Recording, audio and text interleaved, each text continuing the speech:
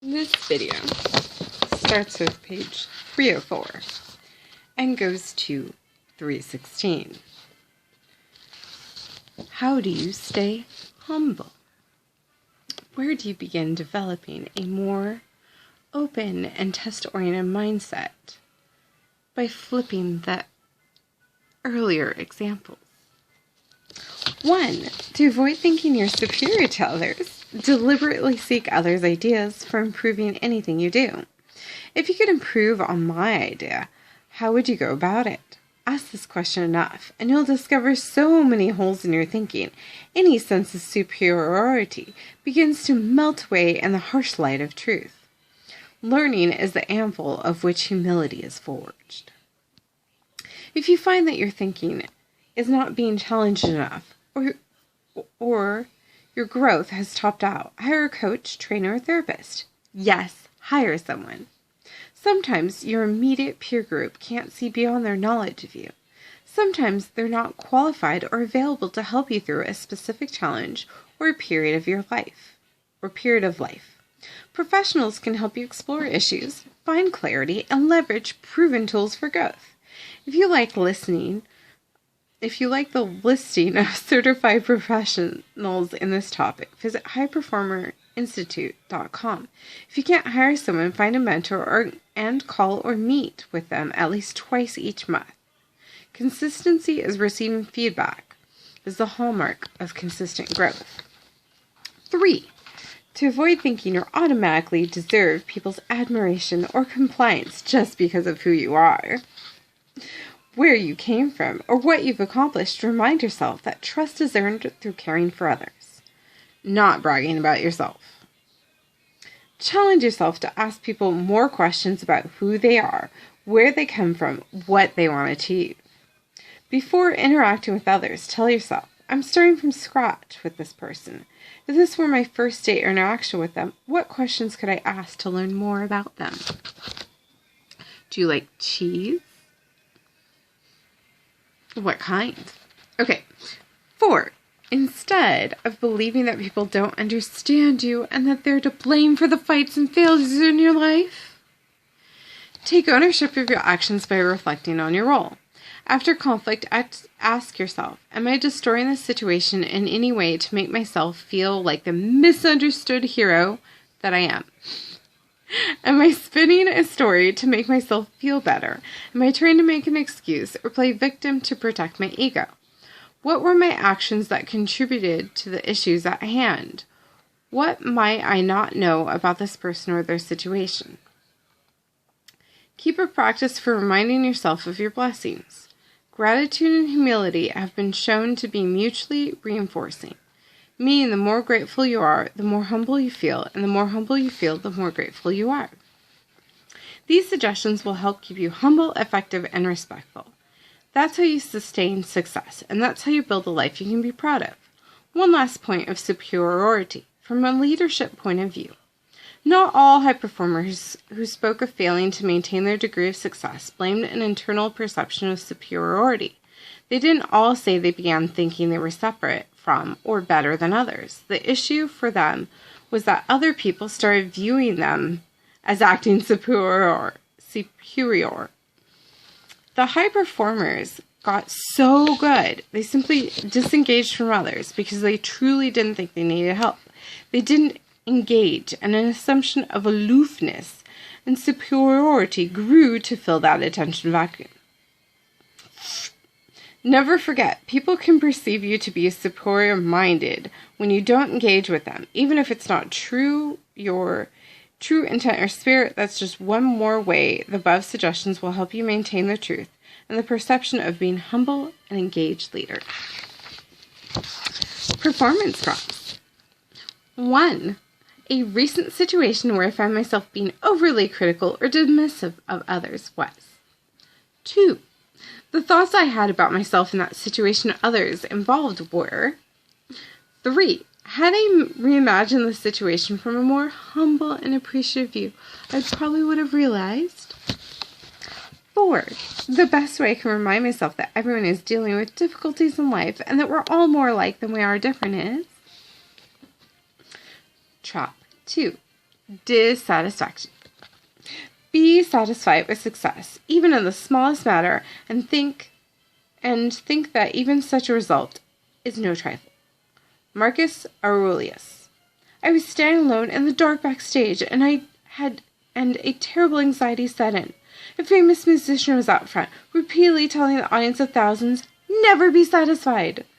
He said this phrase perhaps 10 times in 15 minutes. He credited this dissatisfaction with giving him the emotional fuel needed to keep dreaming, innovating, out-hustling his peers. Oh dear, I thought, my heart racing. What am I going to do? I was the next speaker. The second slide in my presentation, which would soon be projected onto the jumbo monitors, had just 2 words blazoned across it. Be satisfied. The musician was literally delivering the antithesis of what I was about to teach. Not that his message was wrong. If he credited his dissatisfaction with a successful career, who was I to argue? However, someone explains their performance is true for them. The issue for me was that he was saying everyone should refuse to be satisfied in life and career, because that dissatisfaction will lead to greater success. This, we know, is incorrect. High performers in general aren't dissatisfied with themselves, their lives, or their work. Remember just a few findings I've shared in this book. High performers are, in fact, happier than most people. They feel satisfied and well rewarded in their careers, and they cultivate experiences that are more positive than negative, with joy often at the heart of their endeavors. As I was thinking through this, the event host started introducing me as the next speaker. There was no time to change my presentation. I would have to do what I have to do many times in my career: bust a powerful and popular myth about performance. There's a long-standing culture sensibility that says we should never be satisfied with our work, because satisfaction would somehow lead to complacency. But does satisfaction really drain our motivation or weaken our resolve for excellence? If I have a good cheeseburger, then yes. Yes. Those who are never satisfied are never at peace. They can't tune in to their zone. The noise of a dissatisfied mind prevents them from finding the rhythm that makes them feel alive and effective. If I cannot sense satisfaction in the moment, then I'm not feeling connection or gratitude for the moment. Dissatisfaction is disconnection. So, people who feel it do not experience the full levels of engagement and joy that high performers consistently talk about. Dissatisfaction causes them to obsess about the negative, leading in turn to a habit of missing what's working and failing to praise or appreciate others. This negative focus prevents the kind of gratitude that makes life magical and leadership with others possible. The nothing is good enough, never settle mentality also compels them to discard too quickly what's in front of them and move on to the next iteration or thing. With that, no real appreciation or memory of achievement is forged in the mind. So there's just busy and empty ghost on the hunt for some dream day when they might have perfection.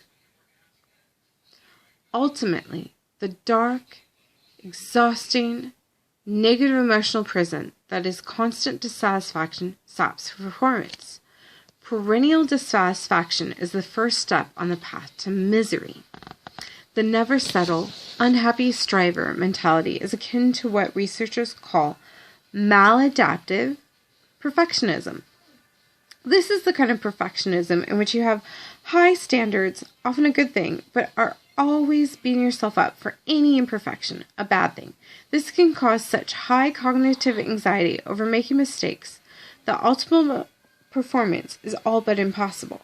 Obsessive concern over mistakes has been associated with several negative outcomes, including anxiety, low confidence, a failure orientation, and negative reaction to basic mistakes during competition.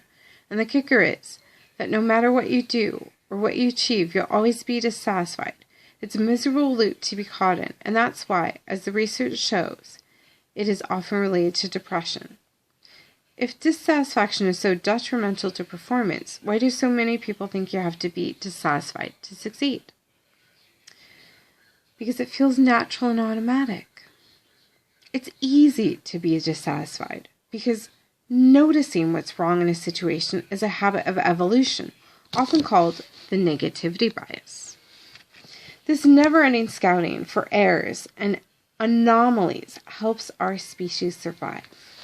When our distant ancestors heard a rustling in the thicket and the crickets stopped chirping, an alarm went up telling them something was off.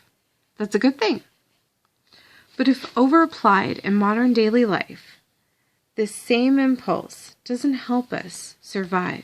It causes suffering. Some may argue that our brain defaults to seeking errors, but that isn't the only default setting. Your brain is hardwired just as much for happiness as for negativity or fear. If this were not true, then how to explain the fact that worldwide most people are moderately happy most of the time?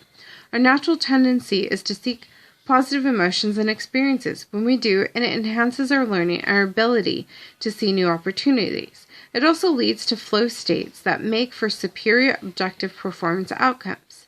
That tendency should be encouraged and amplified. When it is, life blooms and high performance is more likely.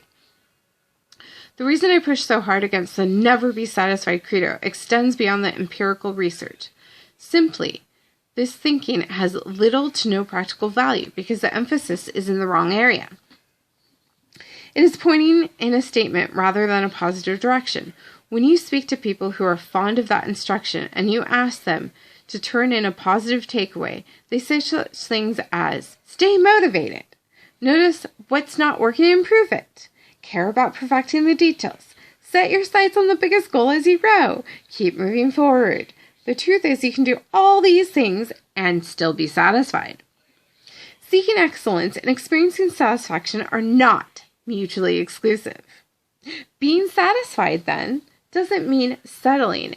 It simply means attempting and taking pleasure in what is. It's allowing yourself to feel contentment whether or not a thing is complete or perfect.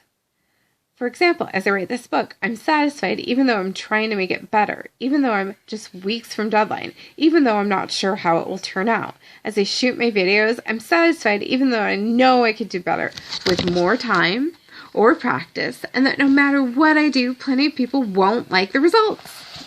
Shame on them. As I serve my clients, I'm satisfied even though we might not get a perfect solution.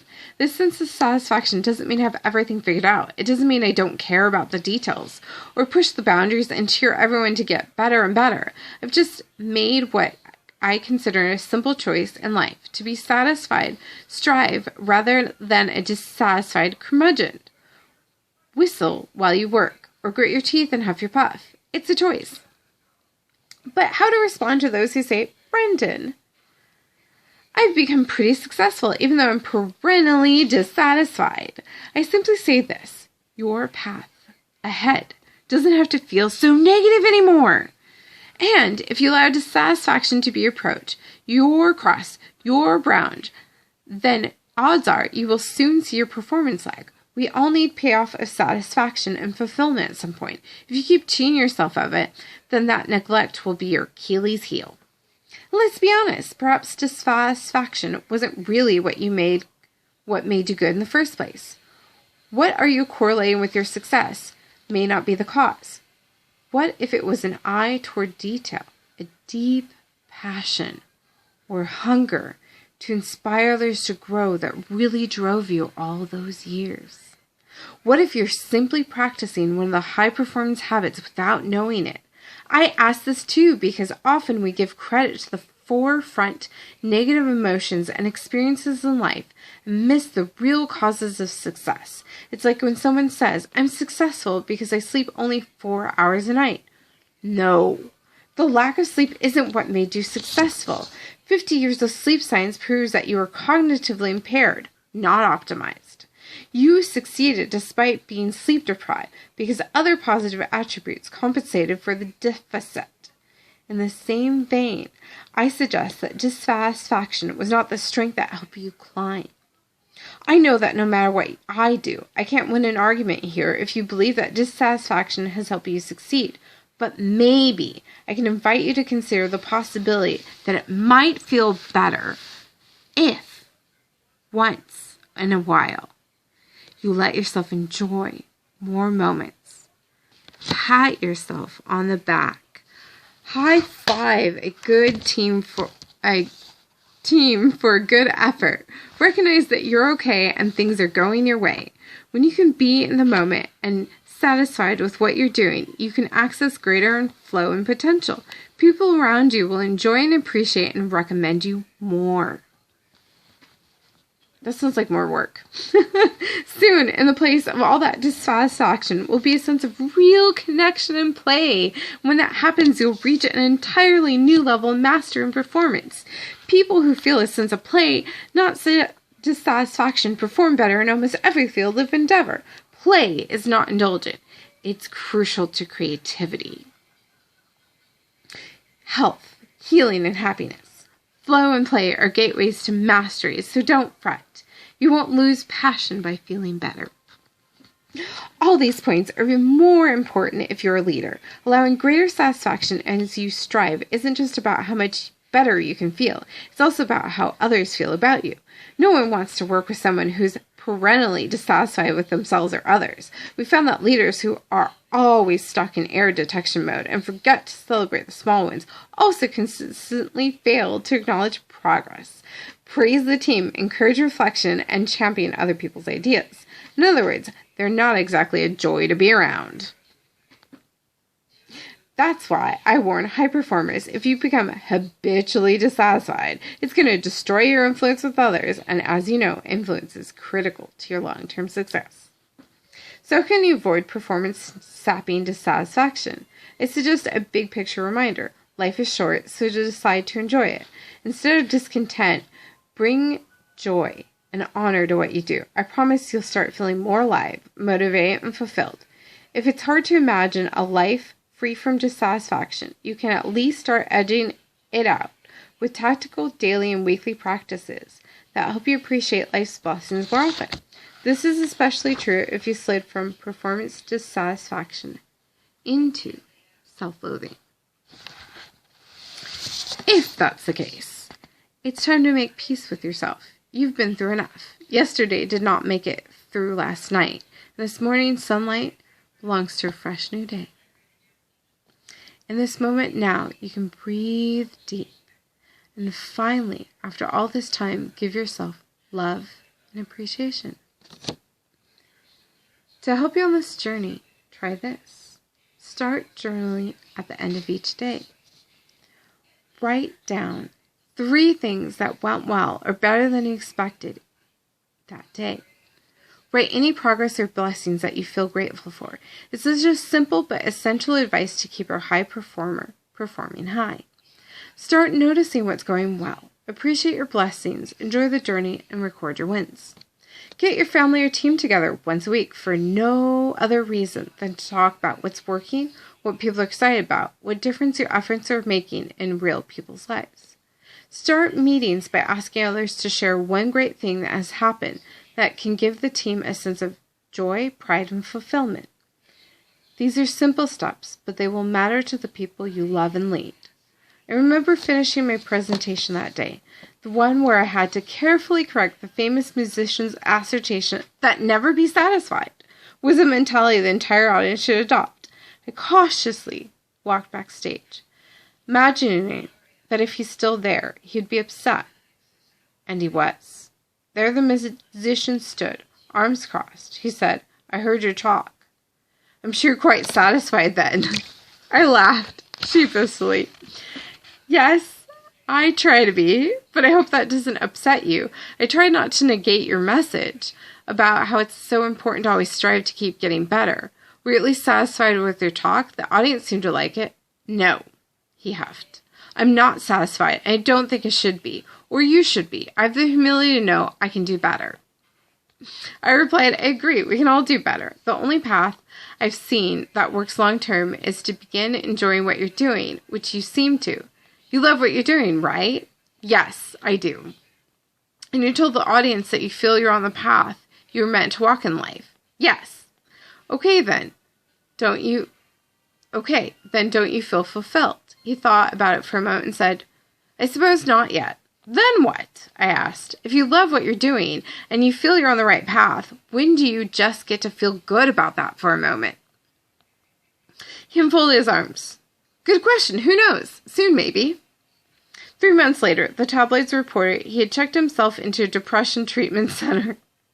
If your aim is to maintain high performance, please allow yourself to feel the wins again and check yourself into a treatment center. He doesn't say that second part.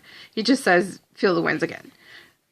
Don't just hope to arrive somewhere someday and finally feel satisfied. Strive satisfied. Performance prompts.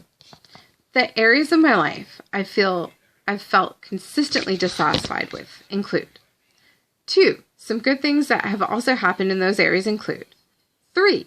Something I can say to myself the next time I feel dissatisfied to get me to notice the good things and continue moving forward is 4.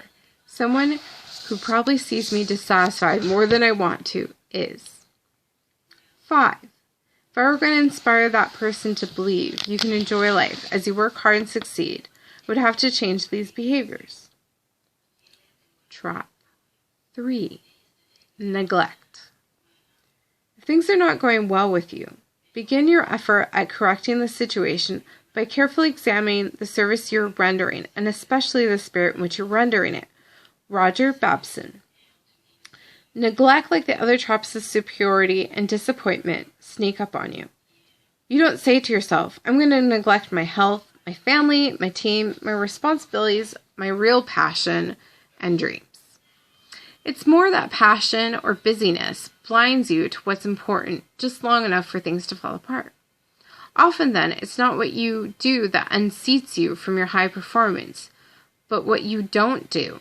In single-minded pursuit of achievement and mastery in one area of my life, you take your eyes off the other areas. Soon, those areas fight for more attention. This is the story of those who work hard in their careers that keep forgetting their spouse's need.